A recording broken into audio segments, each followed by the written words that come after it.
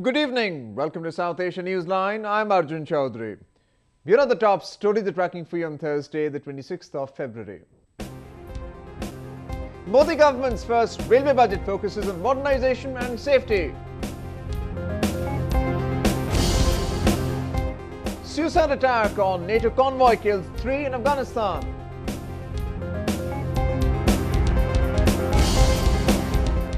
And BNP shutdown caused Bangladesh losses worth 15.5 billion, says Prime Minister Hasina. And now for all the details. It aimed at modernization and safety of passengers, yet it kept the ticket rates unchanged. India's ruling Bharatiya Janata Party presented its first railway budget on Thursday. Here is a report. Aiming at making the railways the prime mover of Indian economy, Railway Minister Suresh Prabhu presented his maiden budget in the Parliament on Thursday. The budget laid focus on a long-term modernization on the aging railway network, which will get $137 billion in next 5 years. Though there were no new trains or new tracks announced, it had a slew of populist measures. These include Wi-Fi facility in 400 more railway stations, CCTV cameras on selected trains for women's safety, air-conditioned coaches for suburban trains, a 24/7 helpline for passengers, introduction of more bio-toilets, 120-day advance booking allowance, high-speed trains between key cities and more general-class coaches on trains. Prabhu said the government wants to work closely with provincial governments to implement the new proposals. Consistent with the Prime Minister's vision of cooperative federalism, we will work closely with the states to make the railways the backbone of national connectivity. Their economies and citizens will benefit dramatically from an improved railway system. Most of them have already expressed a keen interest to make the improvement of the railways a joint endeavour and a shared success. The BJP was happy to call the budget forward-looking, which focused on the passengers. मैं कहना चाहूंगा कि ये पूर्ण रूप से यात्रियों को समर्पित बजट है। यह बजट में यात्रियों की सुरक्षा भी की चिंता की गई है, सुविधा की भी की गई है और रेल के नेटवर्क को बढ़ाकर यात्री को ज्यादा से ज्यादा रेल उपलब्ध हो, इसके लिए भी चिंता की गई है। 1 रुपया भी किराया बढ़ाए बगैर रेल के प्लान को 52% के आसपास बढ़ाया गया है और वो प्लान में 66-7% इंक्रीज यात्रियों की सुविधाओं के लिए बजट का आवंटन किया गया है, बजट के आवंटन में किया गया है। The opposition, however, seemed unimpressed. They questioned the practicability of many of the measures announced in the budget. We have some very fine ideas, vision, speeches, sound bites, but we don't have any specifics. We don't have any concrete indication of where the revenue sources are going to be for these extraordinary ideas, nor do we have a credible implementation plan. Now, as we have said repeatedly about this government, the gap between their rhetoric and the results on the ground remains our biggest concern. So what I would like to see is implementation. India has the world's largest railway network, which runs more than 12,000 trains carrying some 23 million passengers daily. But years of neglect and lack of funds have made the aging railway system vulnerable to accidents. At least 3 people were killed in a suicide attack on a NATO convoy in Afghan capital Kabul on Thursday. The bomber rammed his explosives-laden car into a vehicle belonging to NATO's top envoy in Afghanistan. The NATO has confirmed the death of 1 Resolute Support Service member in the attack. Others killed are a Turkish soldier and an Afghan civilian. The blast also damaged several nearby vehicles. The Taliban has claimed responsibility for the strike. There has been a surge in attacks on diplomatic vehicles in the fortified capital. A British embassy car was targeted by the insurgents in November last year, killing 5 people. A suicide bomber hit a European Union police vehicle in January, killing a passerby. The latest attack comes days after the Afghan government expressed intentions to hold peace negotiations with the Taliban to end more than a decade of warfare. Bangladesh has suffered losses worth $15.5 billion in the nearly 2 months of opposition-led indefinite nationwide blockade, Prime Minister Sheikh Hasina has said. Over 100 people have also been killed in Bangladesh in shutdown-related violence so far. Prime Minister Sheikh Hasina has accused Bangladesh Nationalist Party Supremo Khalida Zia of spreading anarchy in the country in the name of anti-government protests. She blamed Zia of using the blockades for her personal gains. Prime Minister Hasina also vowed a strict crackdown on those instigating violence in the name of shutdown. The government on Wednesday said 101 people have been killed and some 1,173 vehicles, including public transport and passenger launches, were tossed in violence unleashed by the BNP. Bangladesh has been gripped by political violence since January as the opposition, which boycotted the general elections last year, enforced a non-stop nationwide blockade demanding fresh polls under a non-partisan caretaker system. The crippling strike has taken a toll on Bangladesh's economy, which has suffered in the past 52 days. Almost all key income-generating sectors of Bangladesh have registered heavy losses in the 2 months of shutdown, virtually bringing the economy onto its knees. Ready-made garments sector, the mainstay of the country's economy, has alone incurred losses worth $7 billion. Many of the 4,000 manufacturing units in the country remain shut for weeks now, owing to the breakdown of supply chain, leaving tens of thousands of employees jobless. Analysts fear with the blockade showing no signs of ending anytime soon, the country's economy might miss the target of achieving a 7.2 growth rate. People of Balochistan continue to reject Pakistan's exploitation of the Gwadar port in the province. Balochs have accused Islamabad of not seeking their approval before initiating projects there. Former Chief Minister Sardar Akhtar Mengal has reiterated that Gwadar belongs to the people of Balochistan. He, however, blamed the Pakistan government for undertaking deals to benefit the rest of the nation without paying any royalty to Balochs.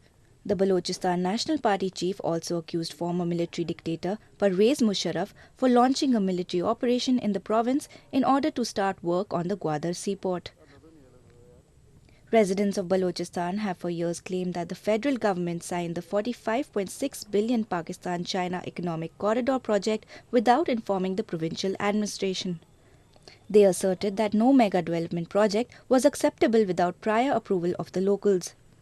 They also claimed that the mass migration of Punjabis and Pashtos to Balochistan in the name of infrastructural projects is a conspiracy to demographically re-engineer the insurgency-hit province. Pakistan had in 2013 handed down the control of the strategically important Gwadar region to a Chinese firm. Bulk of the $250 million that was required to fund the deepwater port came from Beijing as a part of its plan to open up an energy and trade corridor from the Persian Gulf across Pakistan to western China. Some $15 billion have been invested by Chinese firms to fund mining companies and an oil refinery in Balochistan too. A proposal to build a Chinese naval base in Gwadar has further heightened tensions. The death toll in the deadly avalanche that struck northeastern Afghanistan rose to 187 on Thursday. Despite the rescue and relief operations, the toll is expected to further increase as dozens are still feared trapped under the snow. Searching for survivors, rescue teams and locals continue to dig through the thick blanket of snow that engulfed areas of Panjshir province on Thursday. The harsh weather has, however, hampered operations, making the progress in search work lopsided even as many villages remained buried under 3 feet of ice.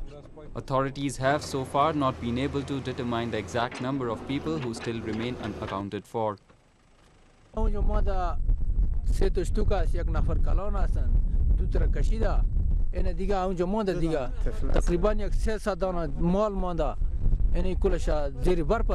یک قدر سنگین بود که ما 60 ساله 61 ساله آدم شدیم تا والی تو برف ندیدیم. هر کدام ما 4 5 6 دفعه بمبا رو پاک کردیم. دیگه یکی از دیگه ما که همسایه بسیار نزدیک هم بودیم در یک شب و یک روز ما خبر نداشتیم. Panjshir's provincial capital, Bazarak, was hit by a series of avalanches, one of the biggest in recent times, beginning late on Tuesday. Mountainous regions of Afghanistan have been regularly hit by snowfalls, killing dozens every winter. The remoteness of these areas also makes it nearly impossible for rescue teams to reach the accident spot on time. Calling it a rational decision, the United Nations Human Rights Council, or UNHRC, has defended its move to defer the release of an inquiry report on alleged war crimes in Sri Lanka. The UN report, which was scheduled to be released on March 25th, was postponed by 6 months last week, following a request by the Sri Lankan government under President Maithripala Sirisena demanding more time to establish a new judicial mechanism to deal with the allegations. UNHRC Chief Zaid Raad Al Hussein had sought time until September for what he called a more comprehensive and strong report. Sri Lanka has been facing a UN-monitored international probe into human rights violations committed by its army during the nearly 3 decades-long civil war against the Liberation Tigers of Tamil Eelam. Pakistan's former President Pervez Musharraf has said Kabul must share power with the Taliban. The Musharraf administration backed the Taliban regime in Afghanistan before the militia was ousted from power by NATO troops. Pervez Musharraf expressed confidence in Afghanistan's new government towards reconciliation with the Taliban.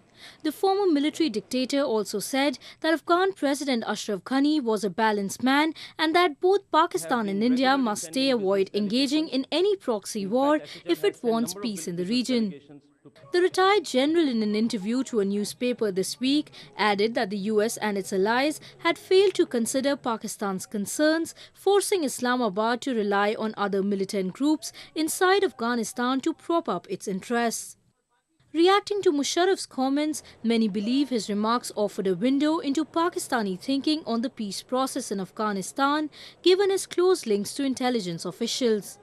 Musharraf's remarks come as the new government in Afghanistan expressed hopes to negotiate with the Taliban leadership next month. Pakistan Army Chief General Raheel Sharif visited Kabul last week to meet the Afghan leadership, where he reiterated that the Taliban was ready to resuming the dialogue process stalled under the previous regime of Hamid Karzai. Though the Taliban has so far not accepted to going on the negotiation tables, it did agree to engage in preliminary talks. The militia, which is against the democratically elected government in Afghanistan, were ousted from power in 2001 by the US-backed NATO troops. Islamabad has so far been one of the few backers of the hardline Taliban regime in the war-torn nation. In an earlier interview, Musharraf had for the first time admitted that ISI had helped the creation of the Taliban in Afghanistan to counter the Indian presence there. Pakistan has always been apprehensive of the growing presence of India in Afghanistan and blamed it for the growing militancy and separatist movement in Balochistan province.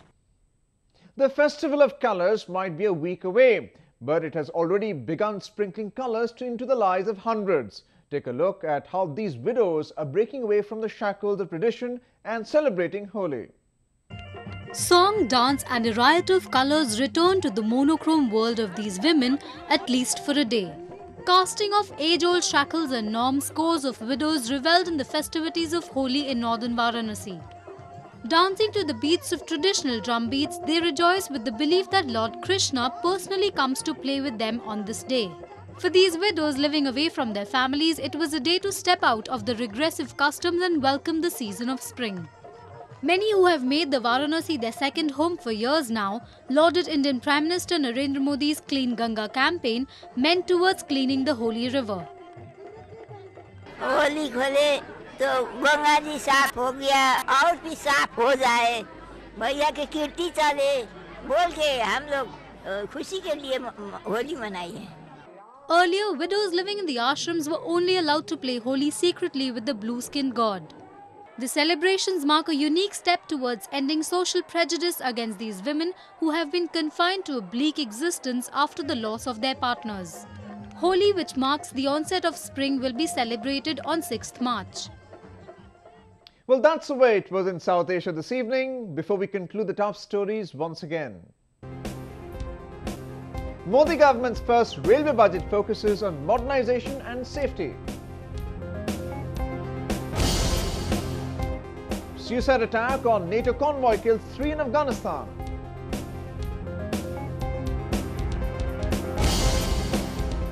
And BNP shutdown caused Bangladesh losses worth 15.5 billion, says Prime Minister Hasina.